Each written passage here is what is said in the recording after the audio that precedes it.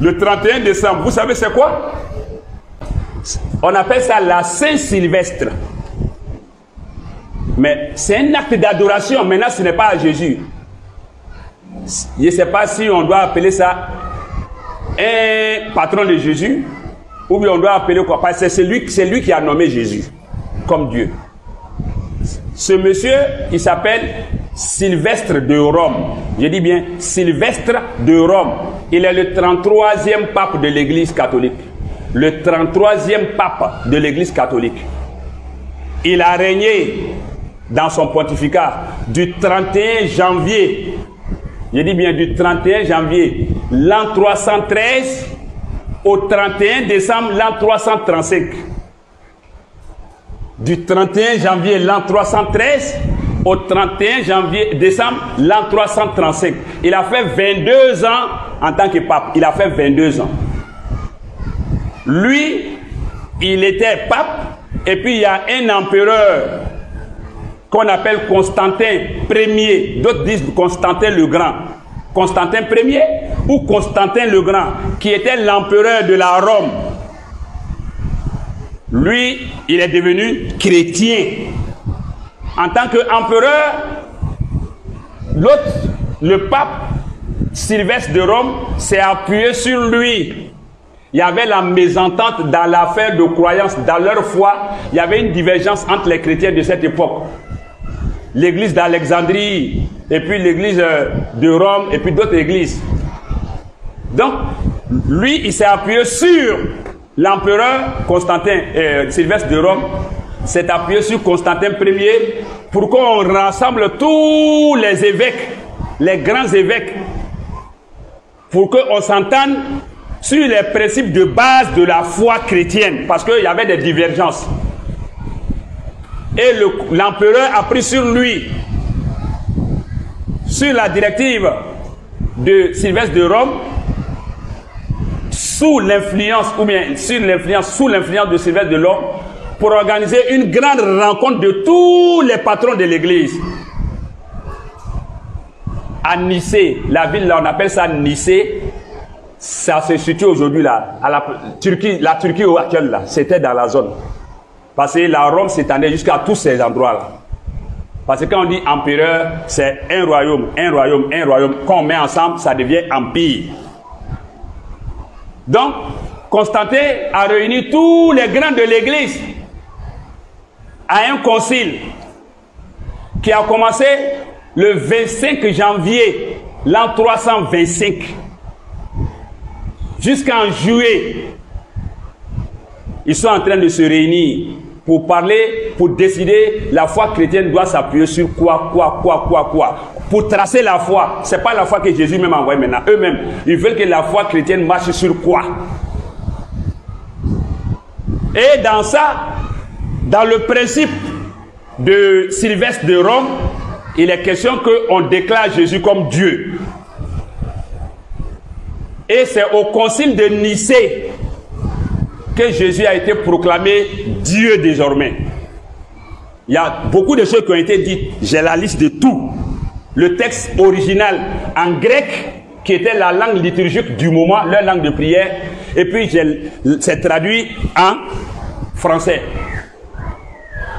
Il est Dieu, il y a le vrai Dieu, c'est-à-dire en tout cas, il faut avoir la tête pour comprendre quoi. Mais ce qu'il faut retenir, c'est avec Sylvestre de Rome qu'il a été décidé que Jésus soit Dieu. Et donc, à ce concile-là, qu'on appelle le premier concile de Nicée, parce qu'après il y a eu deuxième concile, mais ça a été à Constantinople, à l'an 381, deuxième concile, mais ça s'est passé, ça aussi c'était comme le premier concile de Constantinople, mais deuxième concile de l'Église, ça a eu lieu en 381 à Constantinople. Et donc, lorsque à l'an 325, ça a été adopté que désormais Jésus est Dieu. C'est Sylvestre là maintenant qui est décédé le 31 décembre l'an 335. 10 ans après, lui il est décédé. 325, Jésus est proclamé Dieu sous sa houlette, sa directive. Et puis à l'an 335, 10 ans après, Le 31 décembre, lui, il est décédé.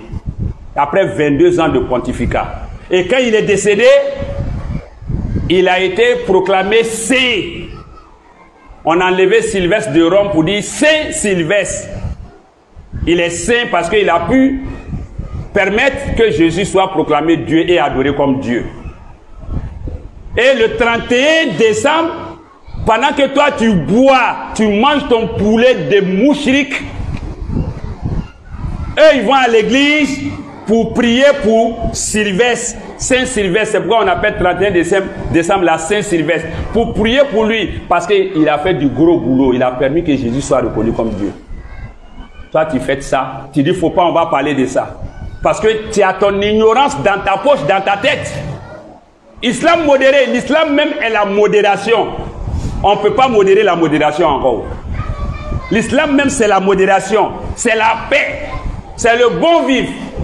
Le Coran nous dit en mes endroits de ne pas faire du mal à ceux qui ne nous combattent pas pour notre foi. D'être conciliateur, d'être doux, gentil, sociable, aimable, serviable avec eux.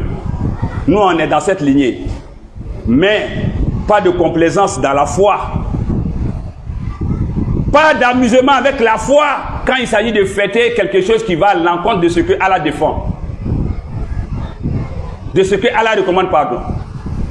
Donc, pour que même la date de naissance de Jésus soit fixée au 25, à l'an 354, par le pape Libère à Rome, déjà à Nicée, en 325, ça veut dire 29 ans avant qu'on connaisse sa date de naissance, 325, le pape Sylvestre de Rome, appelé Saint Sylvestre, a déjà fixé, avec l'aide de l'empereur Constantin Ier, ont fixé que Jésus est Dieu depuis l'an 325.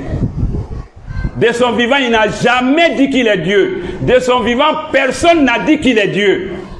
Parmi ses compagnons qui ont vécu avec lui, personne n'a dit Dieu à Jésus. Jamais. Jamais. Quand tu prends la Bible, il y a plein d'endroits qui le disent, mais quand tu prends la Bible, Évangile de Jean, chapitre 17, verset 3, on appelle généralement Jean 17, 3, c'est écrit clairement, noir sur blanc. Ça n'a même pas besoin d'interprétation. Tel que c'est écrit, hein, voilà, je prononce.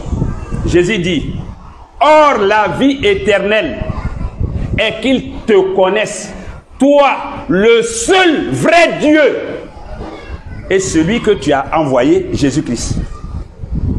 Ça, c'est trop clair. Mais qu'il soit Dieu, c'est à partir de 325 ans après son départ. Et 29 ans après, en 354, on a décidé qu'il soit célébré, on considère ça comme sa date de naissance. Il ne faut pas suivre les gens pour les suivre comme ça. C'est leur foi, c'est leur croyance. On leur concède ça, on respecte ça. On les observe faire, on ne les condamne pas. Mais, hélas, les témoins de Jéhovah disent que Jésus est fils de Dieu, subhanallah quand même, mais qu'il n'est pas Dieu. Le Dieu, c'est Jéhovah. Quand un musulman dit que Jésus n'est pas Dieu, ça vous choque. Mais des chrétiens qui reconnaissent Jésus comme fils de Dieu ne le reconnaissent pas comme Dieu. Ça ne vous choque pas. Et vous criez à la polémique de la part des musulmans. Les témoins de Jéhovah qui sont des chrétiens disent que fêter Saint-Sylvestre, c'est chaotique, c'est satanique. Les témoins de Jéhovah. Que c'est satanique. Qu'on ne doit pas fêter. Que fêter Noël, c'est du polythéisme. Quand nous aussi, les imams ont dit, c'est pas notre fête. Et ils disent que c'est pas leur fête. Maintenant, si nous aussi, à la mosquée, nous on dit c'est pas notre fête. Les gens se lèvent. Pourquoi on dit ça? Je te respecte parce que tu es chrétien. Je te reconnais en tant que chrétien. Va à l'église, je vais à la mosquée. Après, on se retrouve, on mange, on boit, on travaille ensemble. On réfléchit ensemble. On est dans l'administration, on est dans un pays laïque. On joue ballon ensemble, on fait tout ensemble. Ça ne suffit pas. Pourquoi je dois forcément te montrer que je te soutiens dans ta foi? Oh, Allah dit dans le Coran, chapitre 5, verset 2, vers la fin, wa ta'awanu alal birri wa taqwa. Soutenez-vous mutuellement, entraidez-vous dans le bien et puis la crainte d'Allah. Wa la ta'awanu alal ismi. Ne vous entraidez pas, ne vous soutenez pas, ne soyez pas solidaires dans le péché. Et le plus grand péché en islam, c'est al-ishrak billah. l'associationnisme que eux ils acceptent. Pour nous, c'est l'associationnisme. Pour les témoins de Jéhovah, c'est l'associationnisme. Allah dit de ne pas nous soutenir dans le péché et puis la transgression, le fait de dépasser les limites. Parce qu'Allah dit, Ya ahlal kitab, la taghlu fi dinikum. Oh, gens du livre, ne débordez pas, ne transgressez pas dans votre religion. Ne traitez pas une créature d'Allah à la même enseigne que Allah. Mais ça, c'est verset du Coran. Car on donne la bonne compréhension, qu'il nous permette de vivre pleinement notre foi, qu'il nous inspire le bon vivre dans la vérité, dans le respect mutuel. Qu'Allah nous éloigne de l'hypocrisie, du mensonge, de la complaisance, surtout quand il s'agit de la croyance, de la foi, de l'idéologie, de la doctrine, de ceux pour lesquels nous sommes créés, de ceux pour lesquels nous sommes prêts à vivre et à mourir.